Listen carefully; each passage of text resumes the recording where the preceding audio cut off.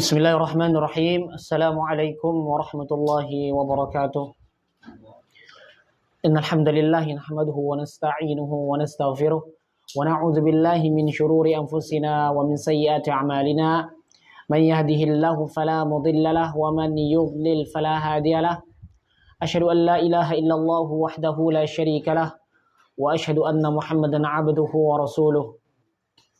Ya ayyuhalladzina amanu taqullaha haqqa tuqatih wa la tamutunna illa wa antum muslimun.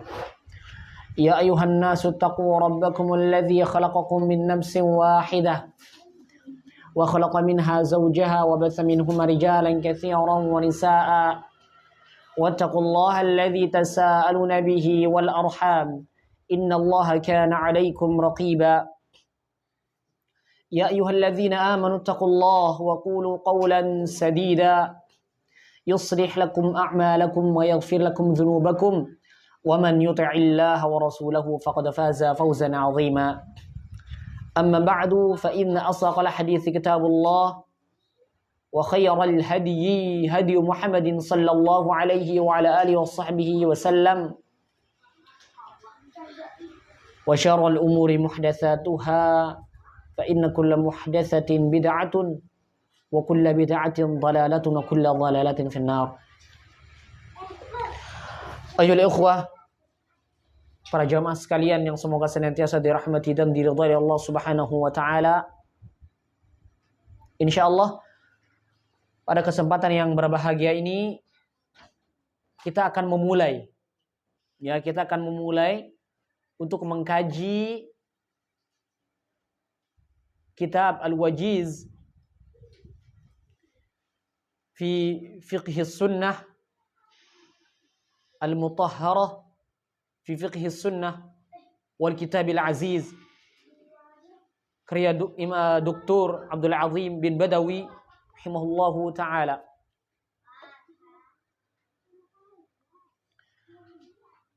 Beliau rahimahullahu taala mengatakan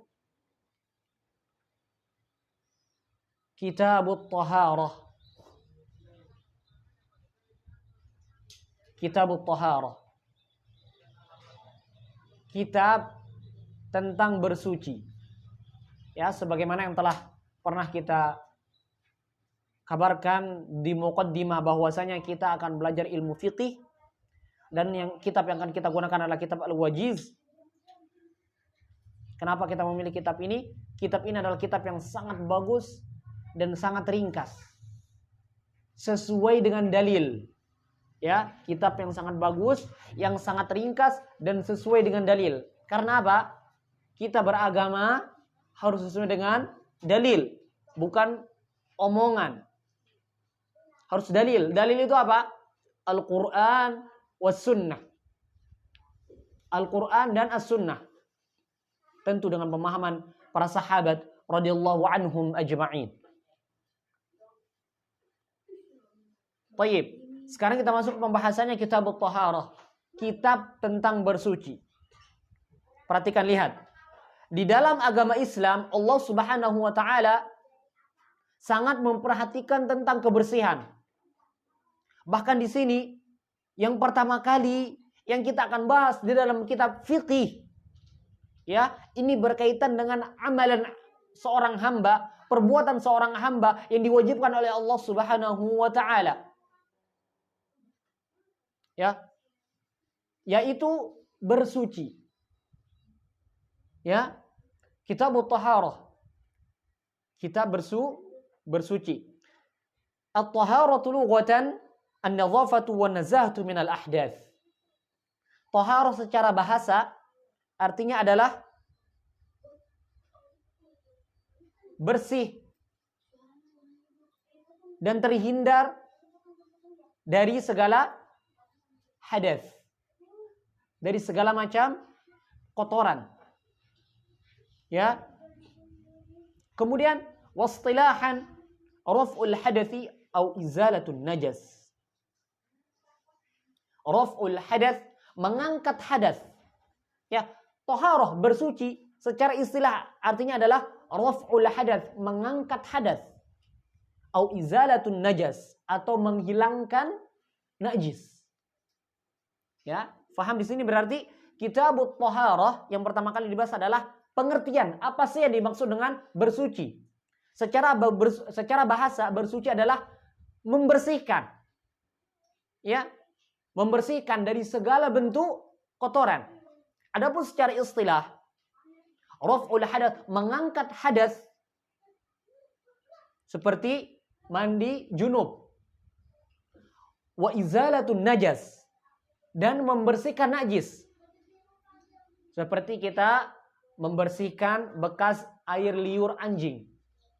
Ya, dengan cara membasuhnya di pertama kali menggunakan air yang dicampuri dengan tanah, kemudian setelahnya sampai 7 kali itu dibasuh dengan air. Itulah salah satu contoh izalatun najas, menghilangkan najis. Thayyib. Yang pertama di sini yang akan dibahas adalah babul miyah. Bab yang berkaitan tentang air. Ya. Bab yang berkaitan tentang air. Karena alat yang paling bagus, yang paling zen untuk bersuci adalah air. Ya. Sesuatu yang paling atau alat yang paling bagus untuk bersuci adalah air. Oleh karena itu lihat, apapun bentuk kotoran yang kita dapatkan, baik itu di badan kita, di tempat tinggal kita, atau bahkan di tempat sholat kita, di sajadah kita, apa yang paling bagus untuk menghilangkannya adalah air. Dan bahkan tatkala kita cebok, mohon maaf, tatkala kita cebok, itu yang paling sempurna dan yang paling bagus adalah kita menggunakan air. Thayyib. Air, kenapa kita harus membahas tentang air? Kok kenapa sih yang kita harus bahas ini air? Karena air ini adalah sesuatu yang sangat urgent, yang sangat penting, ya, yang sangat penting untuk diketahui. Air yang seperti apa yang boleh, yang bisa menghilangkan najis dan mengangkat hadas. Ya. Di sini muallif rahimahullahu taala mengatakan, kullu ma'in nazala minas sama' aw kharaja minal ardi fahuwa tahurun. Perhatikan ini. Semua air turun dari langit, ya, yang jatuh dari langit, au kharaja minal ardi, atau air yang keluar dari bumi, air yang keluar dari bumi, fahuwa tahurun, maka itu suci. Jadi yang pertama adalah air yang turun dari langit, yang namanya adalah air hujan. Atau ada air yang keluar dari bumi, kalau bahasa kita biasanya itu disebut mata air.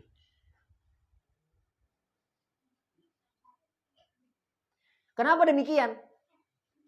Karena Allah Subhanahu wa taala berfirman, A'udzubillahi minasyaitonirrajim. Wa anzalna minas sama'i ma'an tahura. Dan sungguh kami telah turunkan dari langit air yang suci.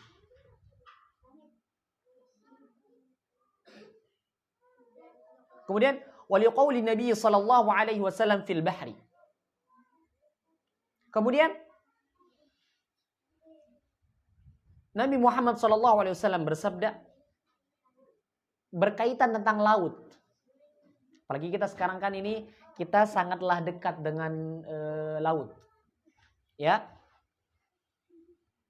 Nabi Muhammad sallallahu alaihi wasallam pernah bersabda, "Huwa tahuru ma'uhu al-hillu maitatuhu." Air laut itu adalah suci. Dan bangkai hewan laut adalah halal.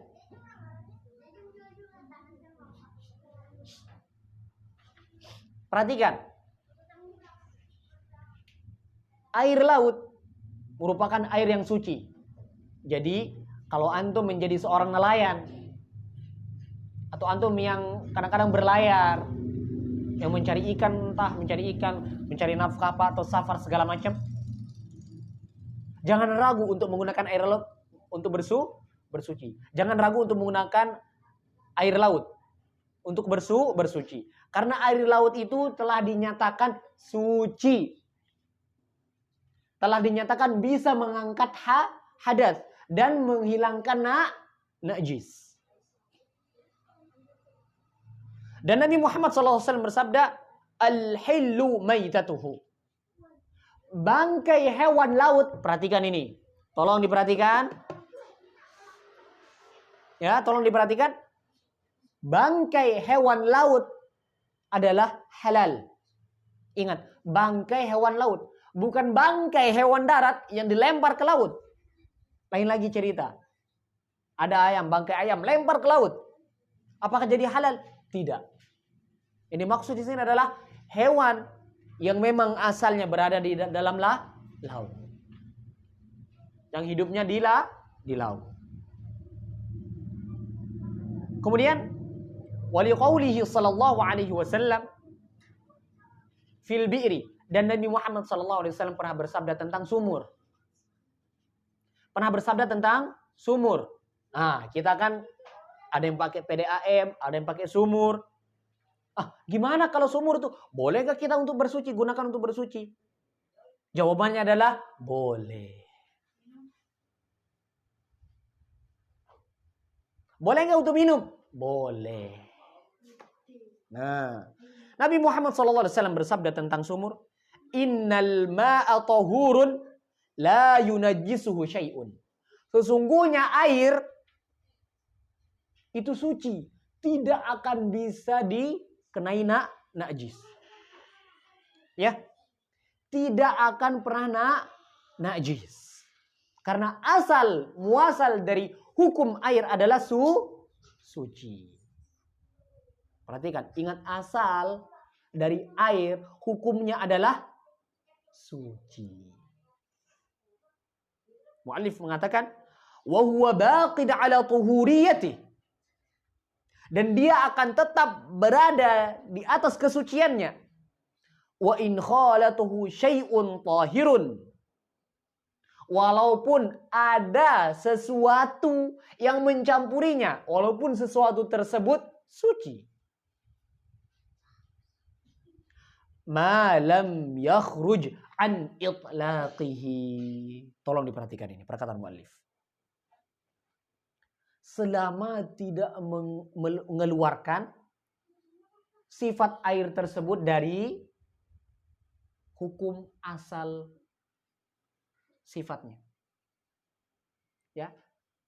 Air yang kita maksud di sini adalah biasanya kalau kita ngomong tuh air putih. Ya. Air hujan, ada nggak warnanya merah?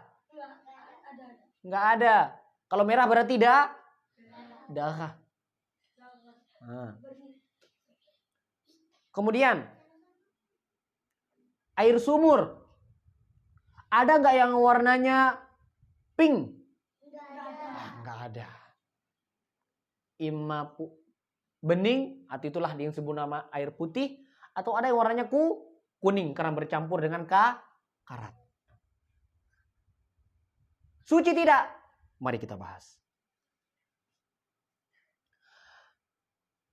Air secara asalnya dia adalah suci. Air sumur itu suci, air hujan itu suci, dan semua jenis air itu suci. Karena asal dari air itu adalah suci. tatkala ada yang bercampur dengan air tersebut,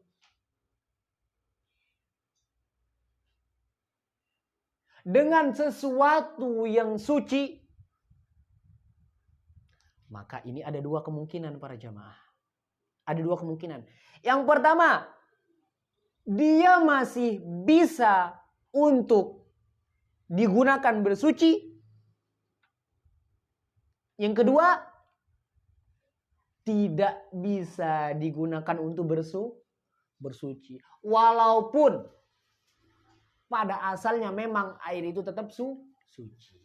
Makanya ada para ulama yang lain membagi tentang air itu adalah ada air yang suci lagi mensucikan,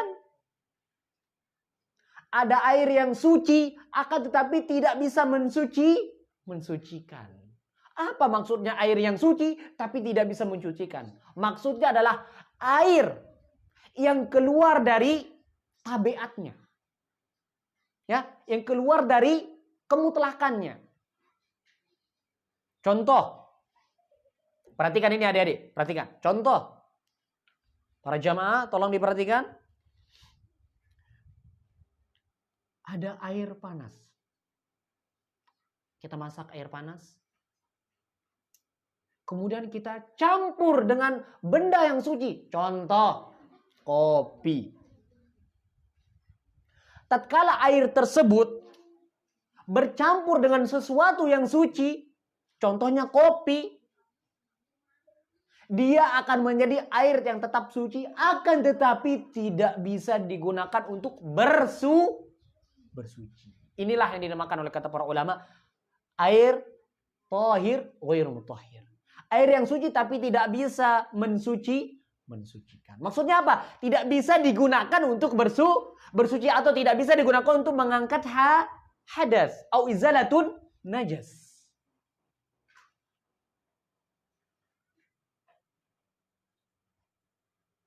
Karena air telah keluar dari kemutlakannya. Lihat, air panas, air putih ini setelah dimasak atau nggak perlu dimasak, terserah mau dimasak atau tidak, campurkan dengan kopi, apa namanya? Masih namanya air atau tidak? Tidak, apa namanya? Kopi. Air campur susu namanya susu. Air campur teh namanya teh. Keluar dia dari kemutlakannya. Sehingga tidak bisa digunakan untuk bersuci. Walaupun itu masih suci dan halal dan thayyiban. Bisa diminum. Subhanallah, lihat. Bagaimana agama kita ini betul-betul perhatian. Thayyib. Liqaulihi sallallahu alaihi wasallam linniswati allati qumna bitajhizi ibnatihi. Sebagaimana yang disabdakan oleh Nabi Muhammad sallallahu alaihi wasallam kepada wanita-wanita yang mana mereka diberikan tugas untuk menyiapkan jenazah anak beliau sallallahu alaihi wasallam. Siapa ini? Anak beliau sallallahu alaihi wasallam yang meninggal. Fatimah radhiyallahu taala anha. Nabi sallallahu alaihi wasallam bersabda, "Ighsilnaha thalathan aw khamsan aw aktsara min dzalik in ra'aitun bima'in wa sidrin wa ja'alna fil akhirati kafuran aw syai'an min kafurin."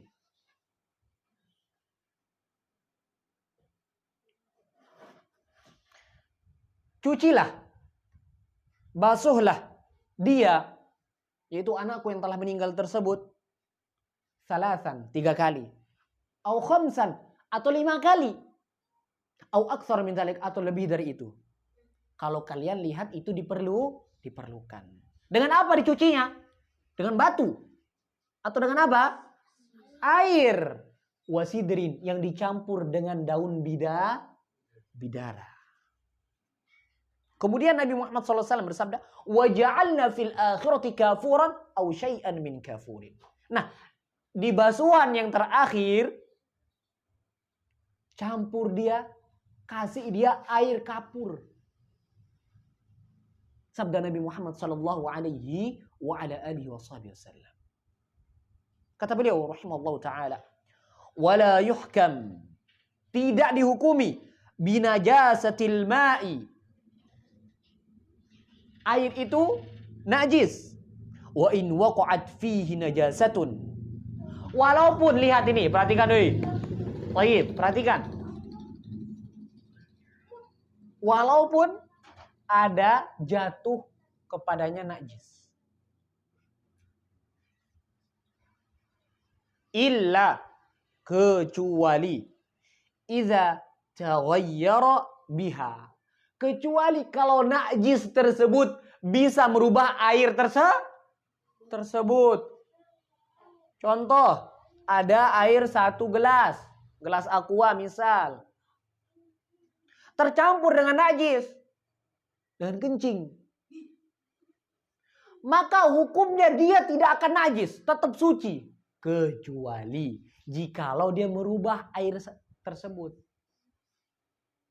Baik itu dia rubah apanya?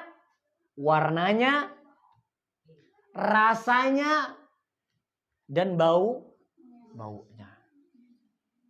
Jadi kalau ada air, 1 gelas misal, yang tercampurkan oleh benda yang najis, contohnya kencing, air seni.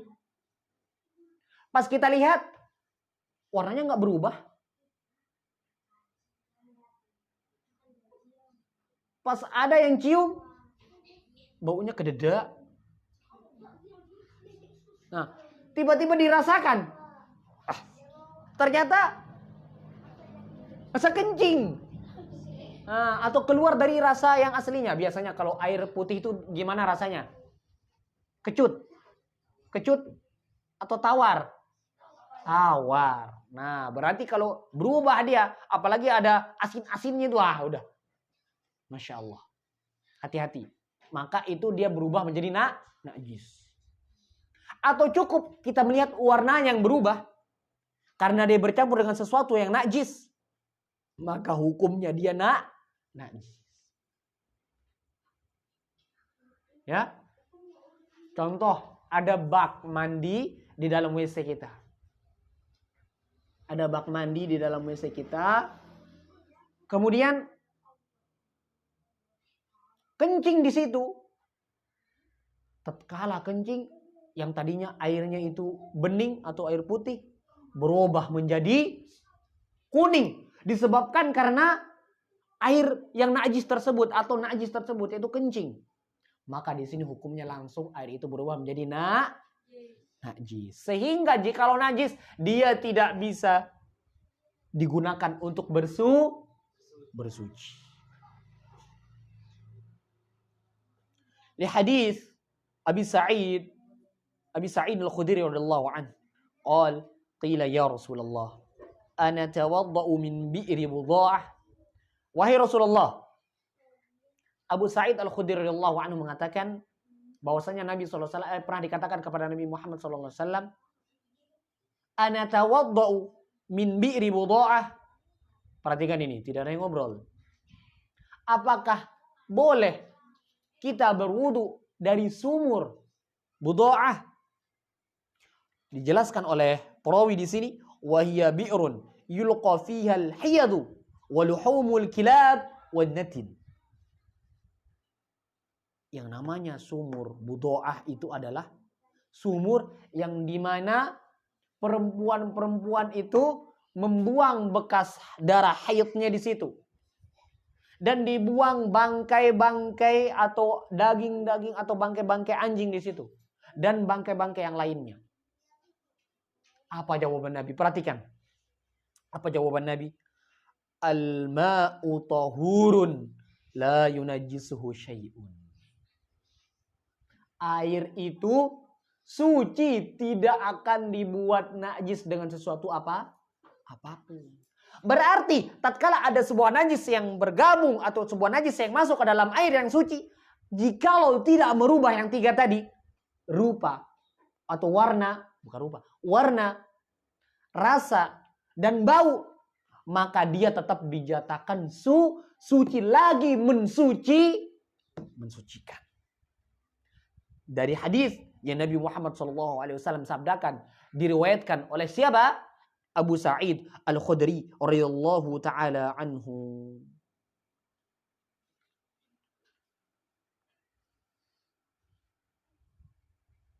Tayyib.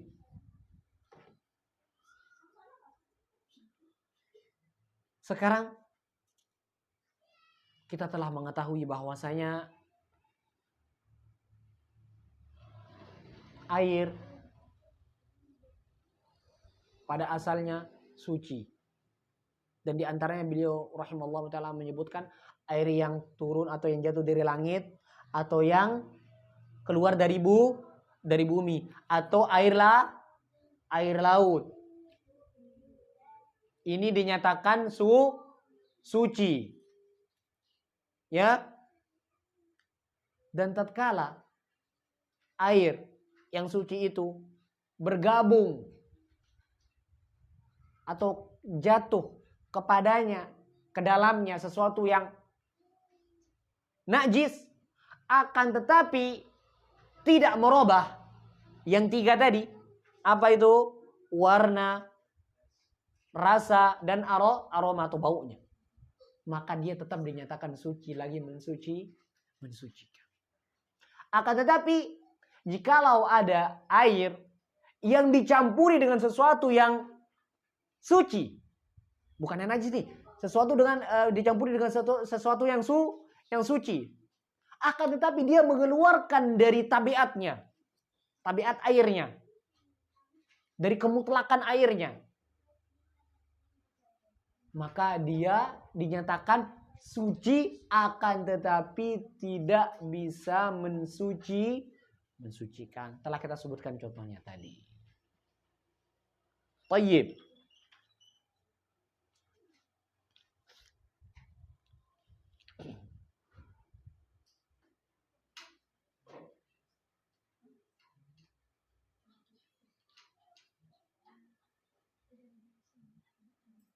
Kemudian bab yang kedua. Bab yang kedua adalah babun najasat. Bab tentang najis. Perhatikan ini, tolong diperhatikan. Pengertian dari najis adalah an-najasatu jam'u najasatin. Najasat itu jamak dari kata najasah, yaitu najis. Apa itu? Wahia kullu syai'in yastaqziruhu ahlu at-taba'i as-salimah wa yatahaffazuna anhu wa yaghsiluna ath-thiyaba idza asabahum kal-'adhrati wal-bawli.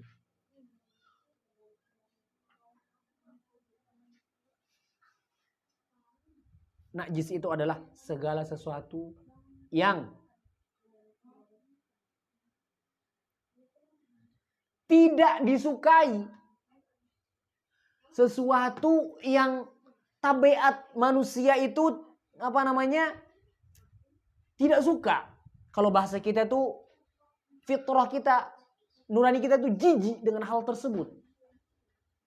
Itulah yang dimaksud najis. Kalau fitrahnya masih ada, dia nggak bakalan makan kotoran. Ada nggak zaman kita ini ada nggak orang yang makan kotoran? Banyak. Orang-orang luar negeri yang mana? Orang-orang non-muslim, orang-orang kafir yang tidak beriman kepada Allah Subhanahu wa taala, tidak beriman kepada Nabi Muhammad sallallahu alaihi wasallam, tidak mau memeluk agama Islam, maka mereka akan jauh dari fitrah mereka. Yang mana kotoran yang jelas-jelas namanya kotoran, itu kotor. Akan tetapi mereka memakannya. Katanya apa? Obat. Allah Subhanahu wa taala tidak pernah menjadikan obat itu kepada sesuatu yang najis. Perhatikan itu, catat baik-baik. Allah Subhanahu wa taala tidak akan pernah mencatat, tidak akan pernah memberikan kesembuhan dari sesuatu yang najis, sesuatu yang kotor.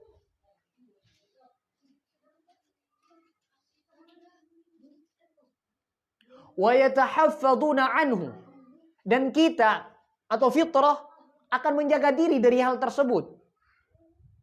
Wa yaghsiluna thiyaba idza asabahum, dan mereka akan membasuh. Mereka akan membasuh pakaian mereka kalau terkena najis tersebut.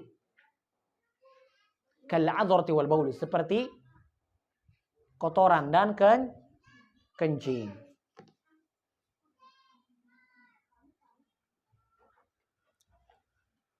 Tayyib. Kemudian wal aslu fil asya'i al ibahatu wat taharatu. Asal dari segala sesuatu adalah halal dan suci. Faman za'ama najasata ainin, faman za'ama najasata ainin ma fa'alaihi biddalil. Maka barang siapa yang mengatakan sebuah sesuatu itu najis, maka hendaklah dia mendatangkan dalil, bukti dari Al-Quran, As-Sunnah yang menyatakan bahwa benda tersebut adalah najis.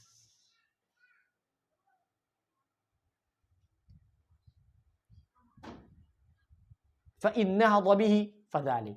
Kalau memang seperti itu, ada datang yang warid dari dalil Al-Quran dan As-Sunnah, maka ya, betul dia najis.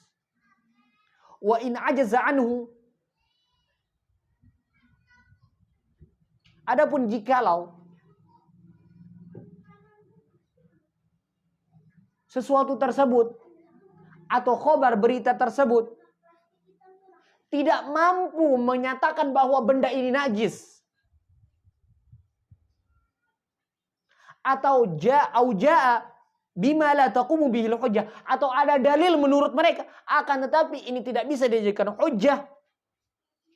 Contoh, ada hadis, kata mereka ada hadis, tapi hadis ini dhaif, maka tidak bisa dijadikan hujjah, maka benda tersebut tetap di atas asalnya, yaitu suci.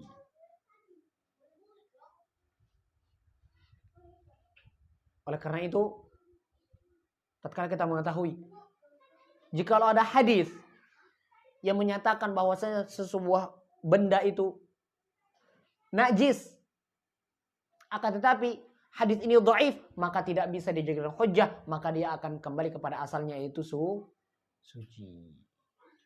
Ini hadis loh, apalagi sekedar perkataan orang lain. Perkataan orang lain. Apalagi perkataan orang akhir zaman yang menyatakan ini najis, ini najis. La haula wala quwwata illa billah.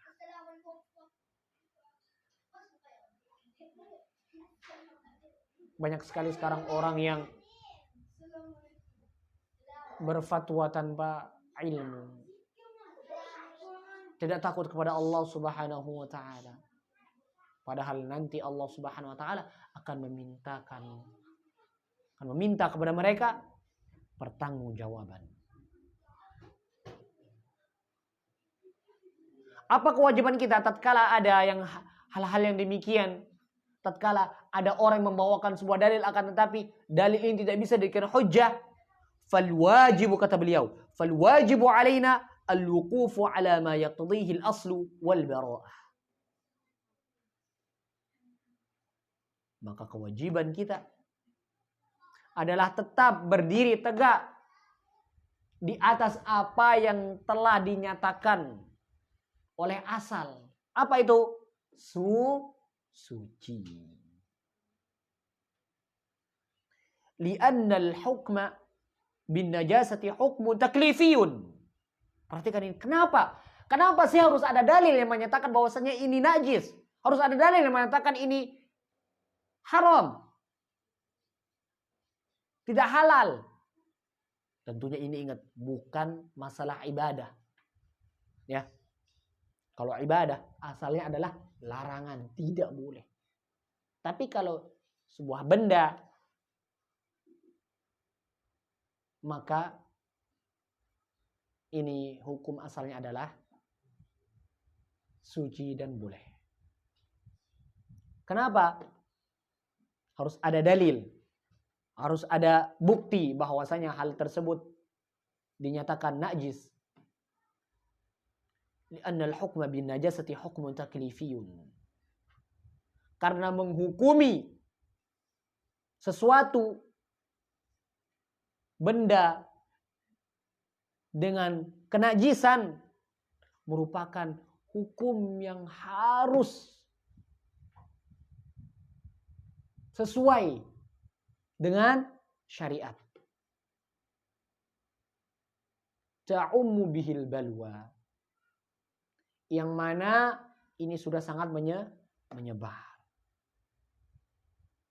Fala yahillu illa ba'da qiyamil hujjah. Maka dia tidak boleh dinyatakan sesuatu itu najis kecuali telah datang hujjah, burhan, bukti tentang hal tersebut. Baik. Saya rasa cukup. Semoga bermanfaat. Jika ada pertanyaan, silahkan.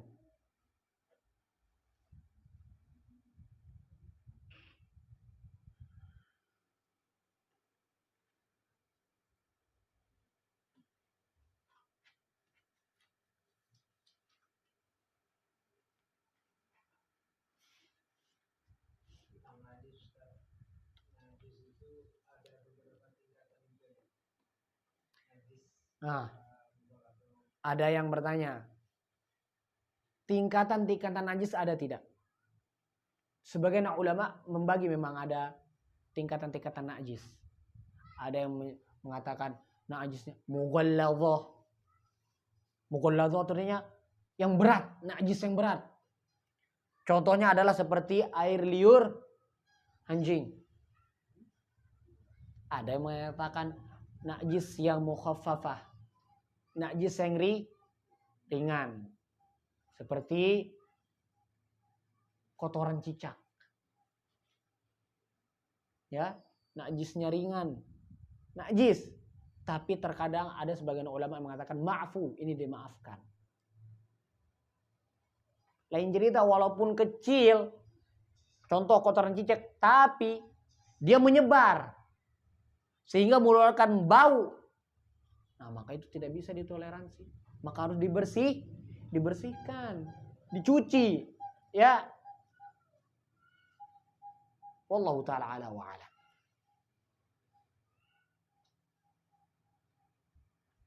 Baik, ada yang bertanya, bagaimana tata cara menghilangkan najis jika tidak ada air, Ustaz? Syukran. Caranya adalah menggunakan batu. Ya, menggunakan batu. Tatkala tidak ada air, karena insya Allah nanti akan dibahas juga apa yang boleh digunakan, apa segala macam.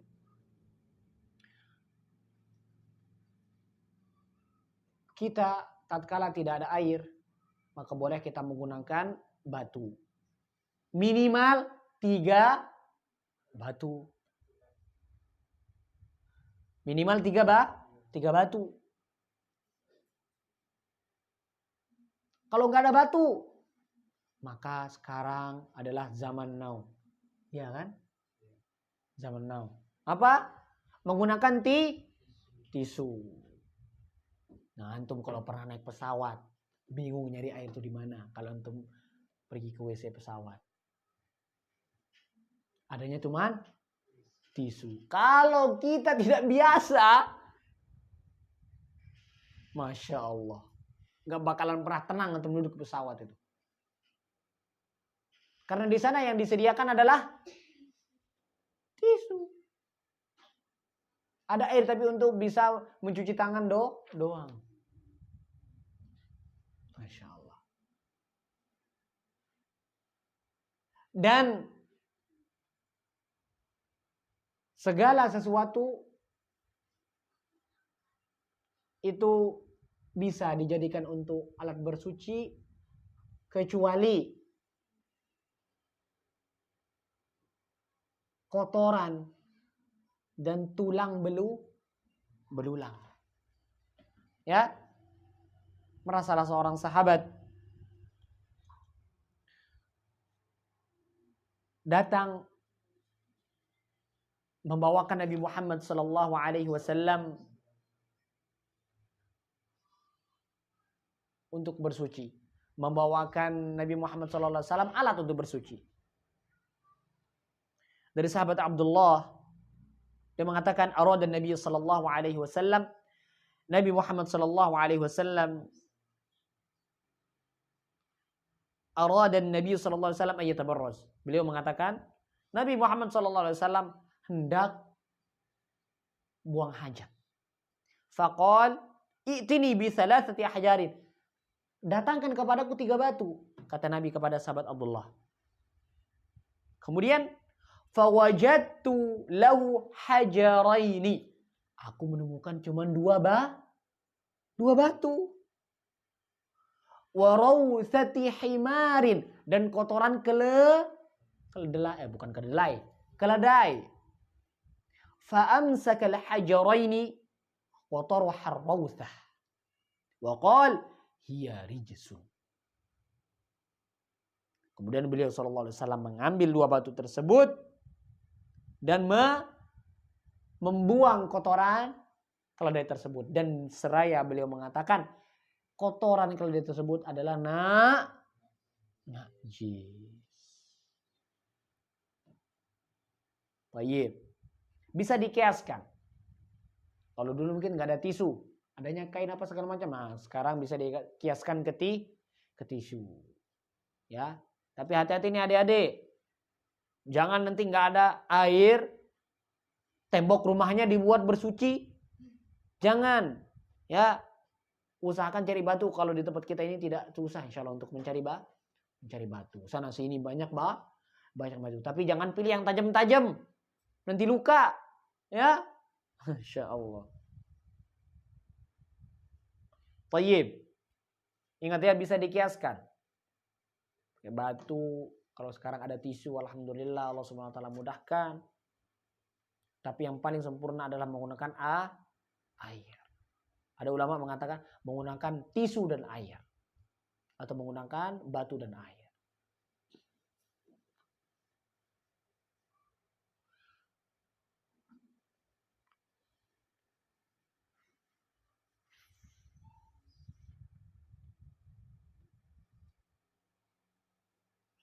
Kalau ini kan misalnya kita memelihara kucing, kita kan kadang melihat kucing yang nggak terlalu bersih, mungkin kotoran ada yang nempel. Kotorannya tidak terlalu bersih. Ya maksudnya kucingnya mungkin yang tidak terlalu bersih. Kotor. Ya naik ke kursi atau ke tempat-tempat di rumah kita gitu. Bisa jadi kita buat itu untuk sholat atau apa misalkan. Bagaimana kita mensiasatinya? Siasatinya jangan ada kucing di rumah. Nah, kalau untuk kita ngomong siasatinya. Kalau pertanyaan bagaimana hukum kita menggunakan tempat tersebut untuk sholat atau sajadah atau kain tersebut untuk sholat. Maka anak katakan, jikalau belum ada ainun najasah, tidak ada zat najisnya, cuman antum masih, jangan. Nah, inilah yang dinamakan waswatus syayatin, diwaswaskan. Tadi ada ini loh yang lewat, ini ada ini loh. Apalagi kalau kucing. Kalau kucing itu dia dinyatakan suci. Dan ini banyak perbedaan para ulama apakah kotorannya apa segala macam, tapi Allah taala ala wa alam kotorannya tidak najis. Bukan berarti tidak najis terus dinyatakan boleh dimakan kucingnya, tidak. Kucing itu haram untuk dimakan. Ya, tidak boleh, tapi dia adalah hewan yang suci. Ya, kalau ada kotorannya ya kita basuh dengan air. Ya, jangan dibiarkan. Akan tetapi jikalau kalau kita masih was-was, maka buang was-was tersebut. Tidak mengapa, silahkan gunakan untuk sholat, tidak mengapa. Ya, kalau bahasa kita kan sekarang di kerap, kalau bahasa Lomboknya, kalau bahasa Banjarnya, aduh, kada tahu ulun pang. Apa bahasa Banjarnya? Pokoknya intinya dibersihkan lah. Ya, kita bersihkan dulu. Baru kita gunakan untuk sholat. Wallahu ta'ala a'la wa a'lam.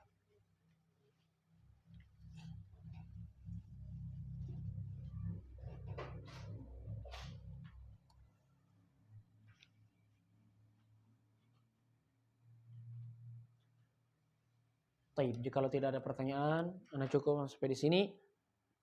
Semoga bermanfaat. Wassallallahu ala nabiyina Muhammad wa ala alihi wasallam wa akhiru da'wana alhamdulillahi rabbil alamin. Subhanakallahumma wa bihamdik asyhadu an la ilaha illa anta astaghfiruka wa atubu ilaik. Wassalamualaikum warahmatullahi wabarakatuh.